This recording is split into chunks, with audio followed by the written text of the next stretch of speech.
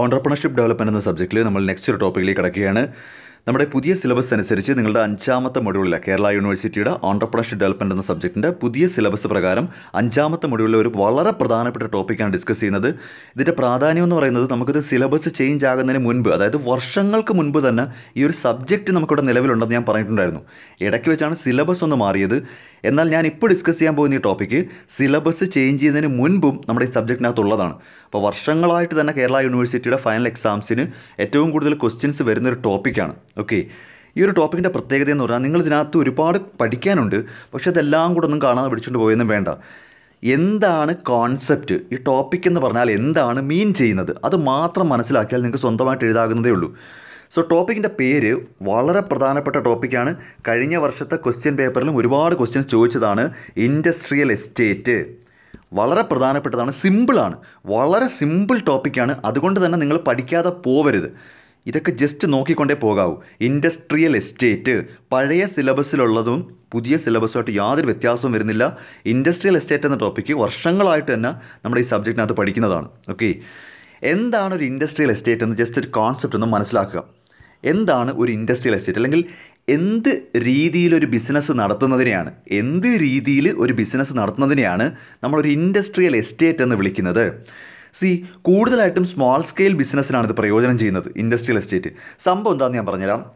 നിങ്ങളിപ്പോൾ മനസ്സിലൊരു വലിയൊരു ഏരിയ മനസ്സിൽ കാണാം. വലിയ ഏരിയ എന്ന് പറഞ്ഞാൽ വളരെ വലിയ ഏരിയ, ഒരു 2 കിലോമീറ്ററോ 3 കിലോമീറ്ററോ ചുറ്റളവിലുള്ള വലിയൊരു ഏരിയ. ചെറിയൊരു ഗ്രൗണ്ടൊന്നുമല്ല ഞാൻ ഉദ്ദേശിക്കുന്നത്, വളരെ വലിയൊരു ഏരിയ. അതായത് 2 കിലോമീറ്റർ അല്ലെങ്കിൽ 3 കിലോമീറ്റർ ചുറ്റളവിലുള്ള വളരെ വലിയൊരു ഏരിയ. ഞാനൊരു ഏരിയ മാർക്ക് ചെയ്തിട്ടിട്ടുണ്ട്.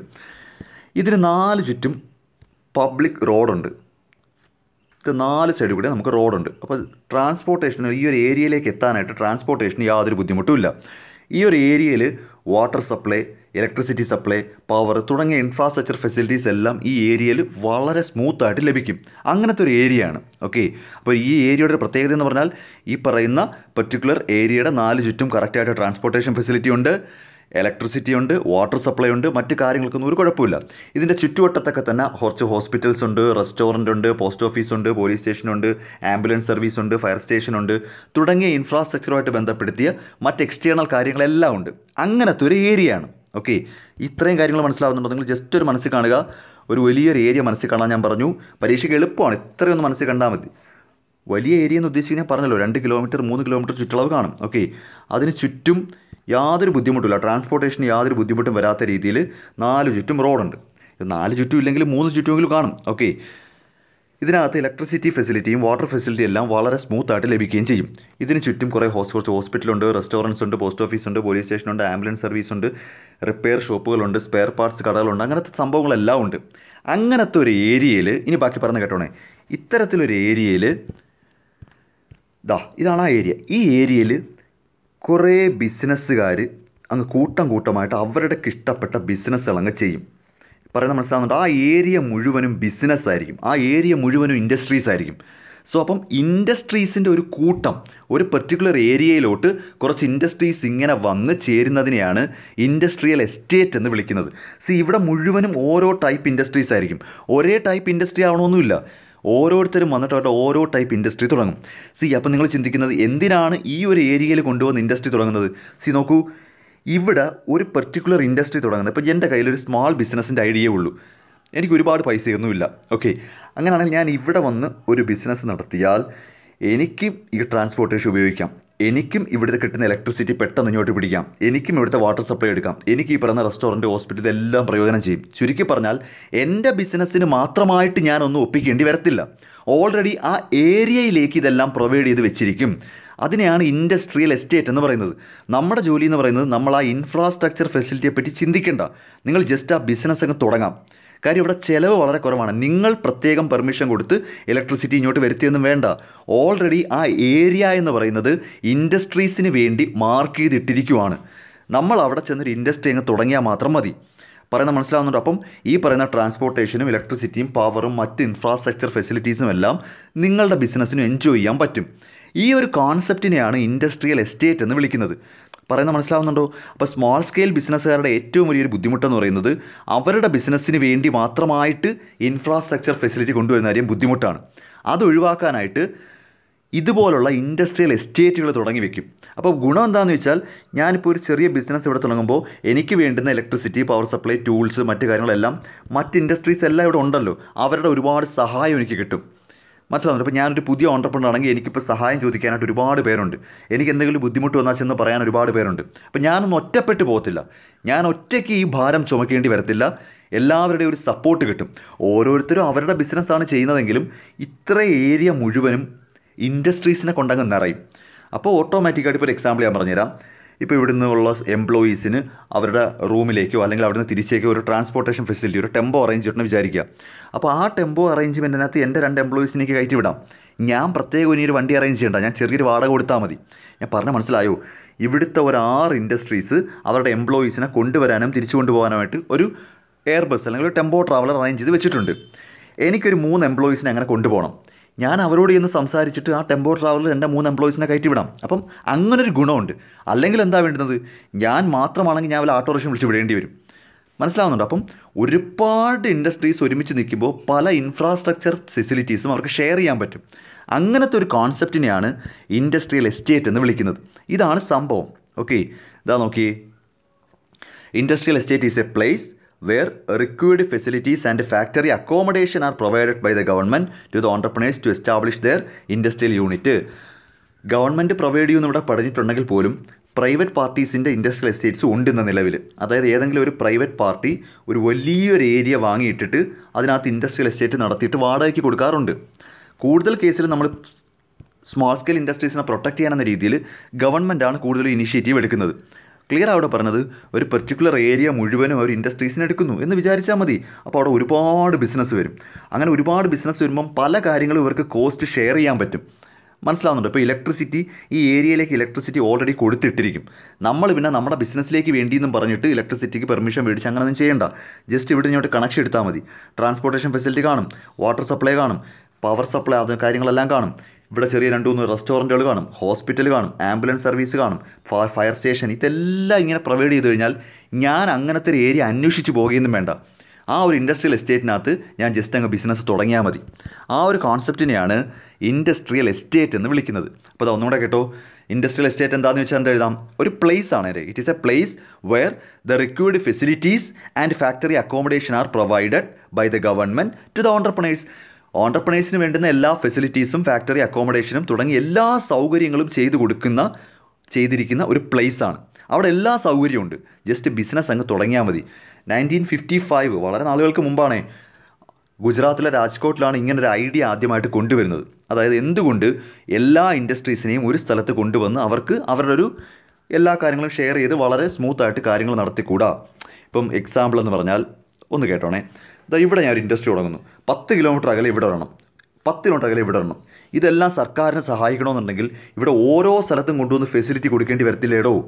അതിന് പകരമായിട്ട് നിങ്ങൾ 3 പേരും ഞങ്ങൾ പറയുന്ന സ്ഥലത്ത് വാ, അവിടെ ഞങ്ങൾ എല്ലാ ഫെസിലിറ്റിയും ചെയ്യാം. അതല്ലേ സർക്കാരിന് എളുപ്പം. പല ആൾക്കാരും കൊണ്ടുവന്ന് പല സ്ഥലത്ത് ഇൻഡസ്ട്രി തുടങ്ങിയിട്ട് ഞങ്ങളെ സഹായിക്കണമെന്ന് പറഞ്ഞാൽ സർക്കാർ എല്ലാ സ്ഥലത്തും കൊണ്ടുവന്ന് പവർ സപ്ലൈയും എല്ലാ സ്ഥലത്തും കൊണ്ടുവന്ന് വാട്ടർ സപ്ലൈയും കൊടുക്കേണ്ടി വരത്തില്ലേ. അതിന് പകരം ഈ എല്ലാ സൗകര്യമുള്ളൊരു സ്ഥലം സർക്കാർ കാണിച്ചു തരും. നിങ്ങളെല്ലാവരും കൂടി ഇങ്ങോട്ട് വരിക, നമുക്കവിടെ ഒരു കുടുംബത്തിനെ പോലെ കഴിയാം. ഈ ഒരു കോൺസെപ്റ്റിനെയാണ് ഇൻഡസ്ട്രിയൽ എസ്റ്റേറ്റ് എന്ന് വിളിക്കുന്നത്. ഓക്കെ, അപ്പോൾ ഒരു ഇൻഡസ്ട്രിയൽ എസ്റ്റേറ്റിൻ്റെ ഫീച്ചേഴ്സ് എന്തൊക്കെയായിരിക്കും നോക്കാം. First, subdivided land. ഞാൻ പറഞ്ഞല്ലോ, ഒരു വലിയ ലാൻഡിനകത്ത് ഓരോ ബിസിനസ്സും ഇങ്ങനെ സബ്ഡിവൈഡ് ചെയ്ത് അവരുടെ ഏരിയ ഇങ്ങനെ മുറിച്ച് അവരെടുക്കും. അതാണ് സബ്ഡിവൈഡഡ് ലാൻഡ് എന്ന് ഉദ്ദേശിക്കുന്നത്. Provision of all infrastructure facilities, water supply, power supply, transportation system, അങ്ങനെയുള്ള എല്ലാ banking facility, post office, repair services തുടങ്ങിയ എല്ലാ ഇൻഫ്രാസ്ട്രക്ചർ ഫെസിലിറ്റീസും ഈ ഇൻഡസ്ട്രിയൽ എസ്റ്റേറ്റിനകത്തോ പുറത്തോ അവർ കൊടുത്തിരിക്കും. ക്ലസ്റ്ററിങ് ഓഫ് ഇൻഡസ്ട്രിയൽ യൂണിറ്റ്, ഒരുപാട് ഇൻഡസ്ട്രിയൽ യൂണിറ്റുകളുടെ ഒരു ഒത്തുചേരലായിരിക്കും, ക്ലസ്റ്ററിങ് ആയിരിക്കും. ഓക്കെ, അപ്പോൾ ഇതിൻ്റെ പ്രത്യേകതകൾ പറയുന്നത് കേട്ടോ. ഒന്ന്, സബ്ഡിവൈഡഡ് ലാൻഡാണ് അല്ലേ. ഒരു വലിയ പ്ലോട്ട് അവർക്ക് ആവശ്യമുള്ള അനുസരിച്ച് റിക്വയർമെൻറ്റ് അനുസരിച്ച് ഡിവൈഡ് ചെയ്ത് കൊടുക്കും. എല്ലാ ഇൻഫ്രാസ്ട്രക്ചർ ഫെസിലിറ്റീസും അവിടെ കാണും. ദെൻ ക്ലസ്റ്ററിങ്, ഒരുപാട് ഇൻഡസ്ട്രിയൽ യൂണിറ്റുകളുടെ ഒരു കൂടിച്ചേരലായിരിക്കും. ദെൻ ബാലൻസ്ഡ് റീജിയണൽ ഡെവലപ്മെൻറ്റ് എന്നതുകൊണ്ട് ഉദ്ദേശിക്കുന്നത് എന്താണെന്ന് പറഞ്ഞുതരാം. നോക്കൂ, ഈ ഇൻഡസ്ട്രിയൽ എസ്റ്റേറ്റ്സ് കൂടുതലായിട്ടും റൂറൽ ഏരിയ ബേസ് ചെയ്തായിരിക്കും. കാര്യം ഒരു റൂറൽ ഏരിയയിലെ ഒരു 2 കിലോമീറ്റർ ചുറ്റളവിൽ ഇത്രയും ഇൻഡസ്ട്രീസും ഇത്രയും ഇൻഫ്രാസ്ട്രക്ചർ ഫെസിലിറ്റിയും വന്നാൽ ആ ഏരിയ മൊത്തത്തിൽ അങ്ങ് ഡെവലപ്പാവും. അതാണ് ഈ ബാലൻസ്ഡ് റീജിയണൽ ഡെവലപ്മെൻറ്റ്. സിറ്റി മാത്രം ഡെവലപ്പായാൽ മതിയോ? പോരാ. സെമി അർബനും റൂറൽ ഏരിയയിലുമായിരിക്കും കൂടുതലായിട്ടും ഇൻഡസ്ട്രിയൽ എസ്റ്റേറ്റ് അവർ സപ്പോർട്ട് ചെയ്യുന്നത്. കാര്യം ഒരു റൂറൽ ഏരിയയിലേക്ക് ഇത്രയും വലിയൊരു ഇൻഡസ്ട്രിയൽ എസ്റ്റേറ്റ് വരികയും അതിനെ തുടർന്ന് ട്രാൻസ്പോർട്ടേഷനും ഇലക്ട്രിസിറ്റിയും കമ്മ്യൂണിക്കേഷനും പവറും വാട്ടർ സപ്ലൈ എല്ലാം വരികയും ചെയ്താൽ ആ ഏരിയ തന്നെ മൊത്തത്തിൽ ഡെവലപ്പാവും. അപ്പം ഇൻഡസ്ട്രിയൽ എസ്റ്റേറ്റ് കൊണ്ട് ഉദ്ദേശിക്കുന്നത് സിറ്റികൾ ഡെവലപ്പ് ചെയ്യുക എന്നതിനേക്കാളും റീജിയണൽ ഡെവലപ്മെൻ്റ് ആണ് ഉദ്ദേശിക്കുന്നത്. അതായത് ബാലൻസ്ഡ് റീജിയണൽ റൂറൽ ഏരിയ ഇല്ലേ, ഗ്രാമപ്രദേശങ്ങളുടെ ഡെവലപ്മെൻ്റ് ആണ് കൂടുതൽ ഉദ്ദേശിക്കുന്നത്. ദെൻ ഏരിയ ഓഫ് ഡെവലപ്മെൻറ്റ് ഞാൻ പറഞ്ഞല്ലോ, കൂടുതലും സെമി അർബൻ, റൂറൽ ഏരിയ, പിന്നെ അർബൻ ഏരിയയിലേക്കും സ്പ്രെഡ് ചെയ്യാം. എങ്കിലും സെമി അർബൻ ഏരിയയും റൂറൽ ഏരിയയാണ് ഇവർ കൂടുതലായിട്ടും ഫോക്കസ് ചെയ്യുന്നത്. സൈസ് ഓഫ് ബിസിനസ് യൂണിറ്റ്, ഏത് സൈസിലുള്ള ബിസിനസ് യൂണിറ്റും അവിടെ പ്രൊവൈഡ് ചെയ്യാം, ലാർജോ മീഡിയോ സ്മാളോ.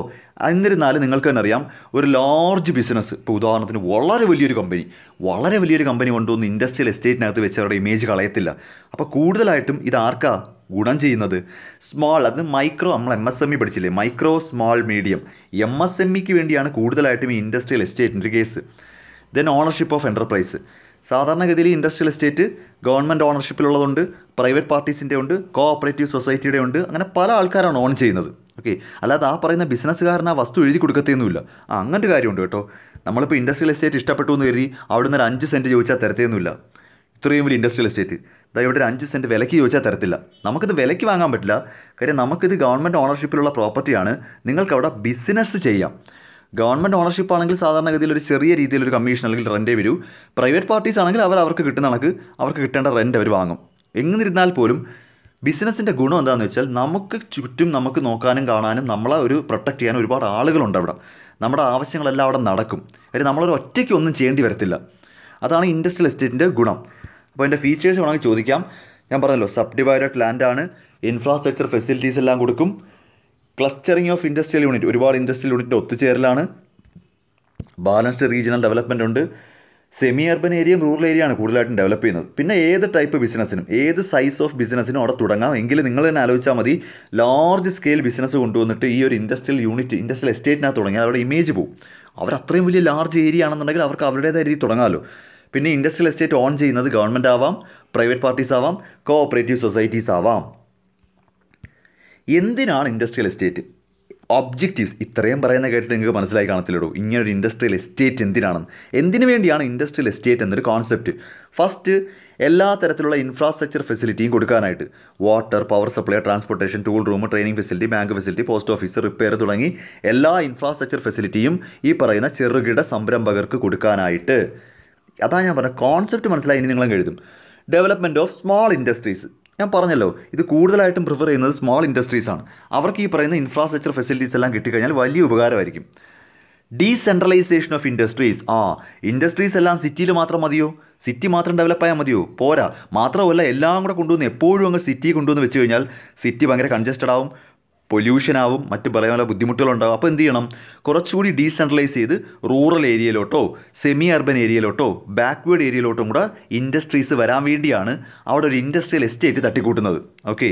Then development of congenial climate, പൊതുവേ ഒരു ഇൻഡസ്ട്രിയൽ ക്ലൈമറ്റ് നന്നായിട്ട് നിർത്താനായിട്ട്, അതായത് നമ്മുടെ വ്യാവസായികപരമായിട്ടുള്ള കാര്യങ്ങൾ രാജ്യത്ത് കൃത്യമായിട്ട് മുന്നോട്ട് കൊണ്ടുപോകാൻ, സ്മൂത്തായിട്ട് കൊണ്ടുപോകാൻ പറ്റും. കാര്യം ഒരുപാട് ആളുകൾ ഇൻഡസ്ട്രിയൽ എസ്റ്റേറ്റിൽ വന്നു കഴിഞ്ഞാൽ നമ്മുടെ ഓവറോൾ ഇൻഡസ്ട്രിയൽ ക്ലൈമറ്റ് വളരെ സ്മൂത്തായിട്ട് പോകും.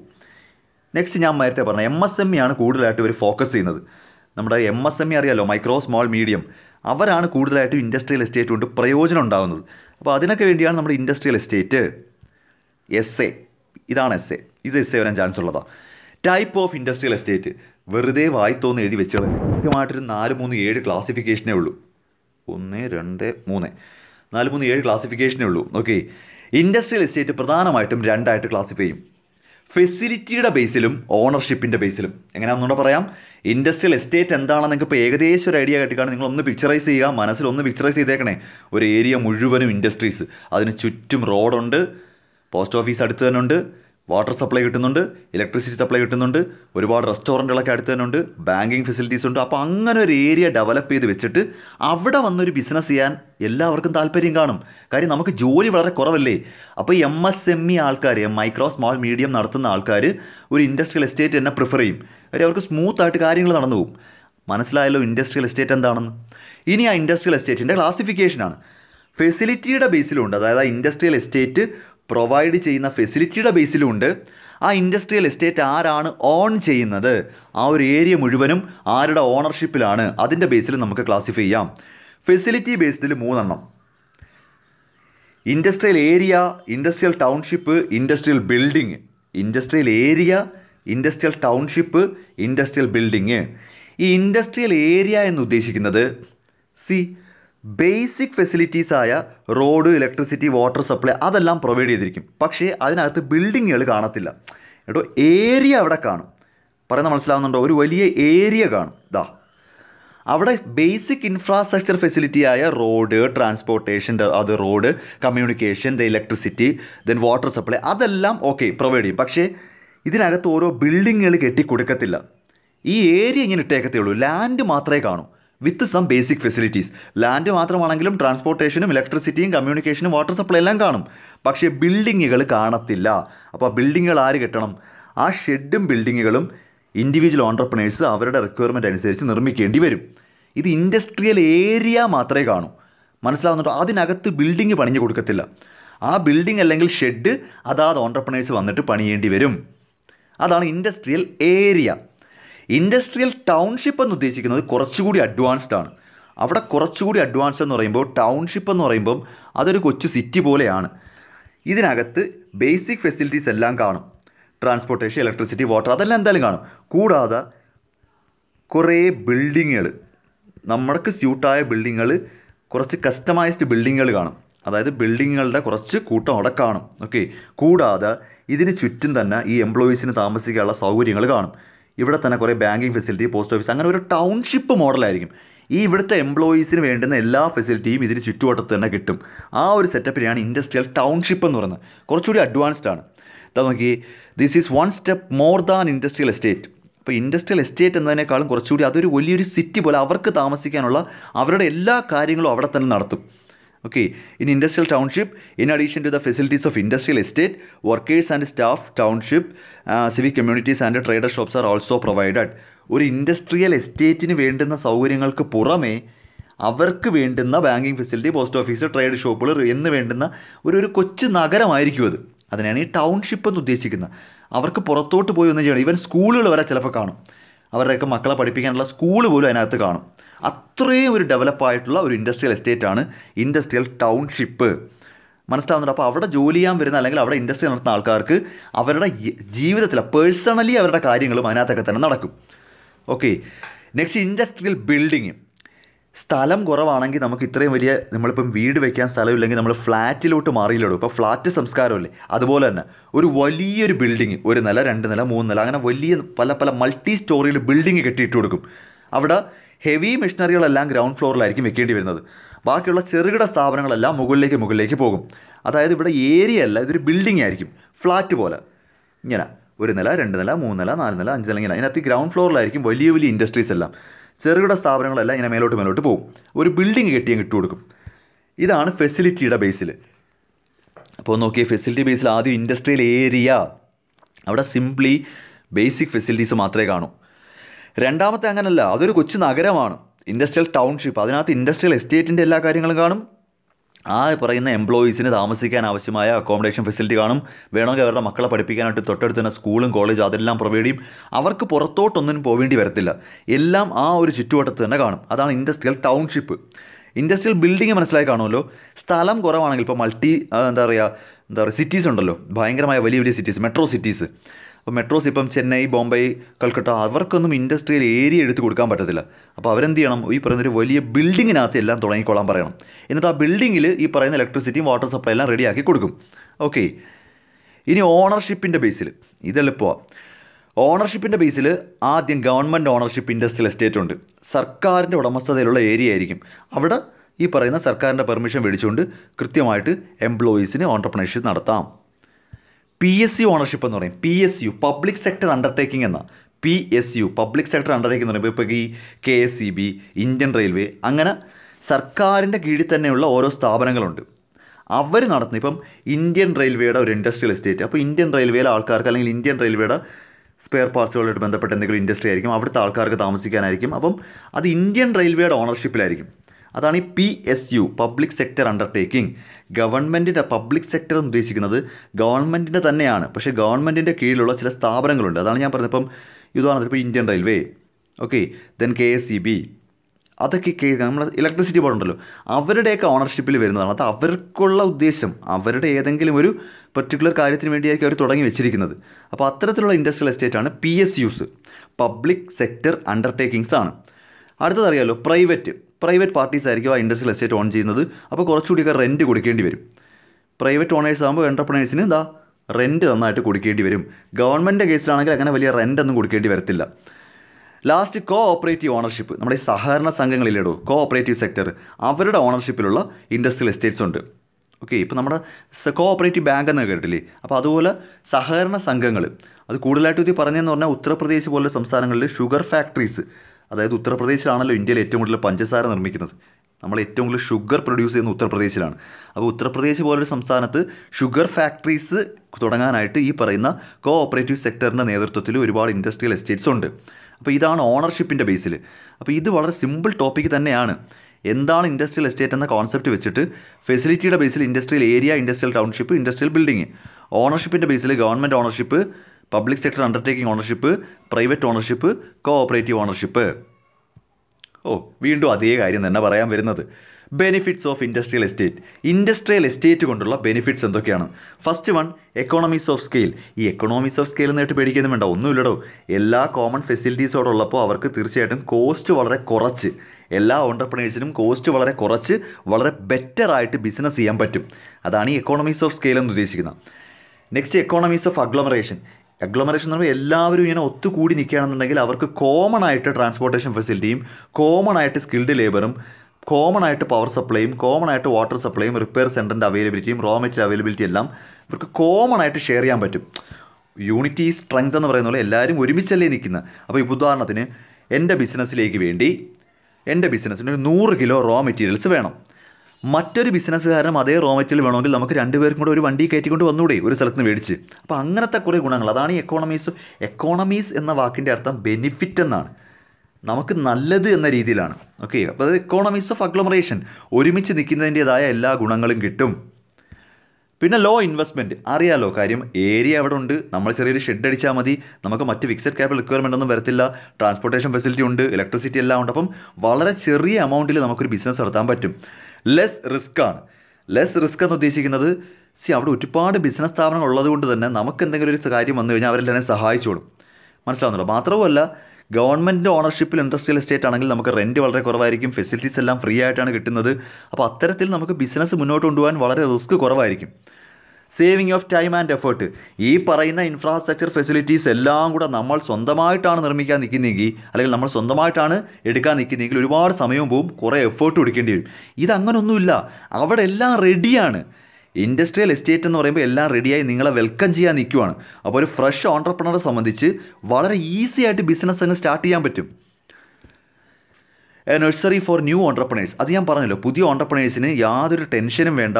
കാര്യം അവിടെ ഒരുപാട് എക്സ്പീരിയൻസ്ഡ് ഓൺട്രപ്രണേഴ്സ് കാണും, അവരുടെ എല്ലാ സഹായവും നിങ്ങൾക്ക് വാങ്ങാൻ പറ്റും. Next, mutual cooperation.